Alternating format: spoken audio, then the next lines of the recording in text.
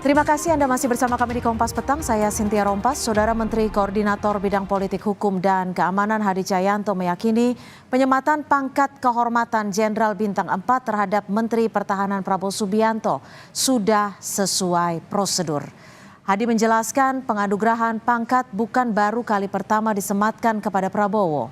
Menurut Hadi, proses yang dilalui Presiden untuk menyematkan Bintang 4 kepada Prabowo sama seperti ketika menganugerahi Bintang Yuda tahun 2022 lalu.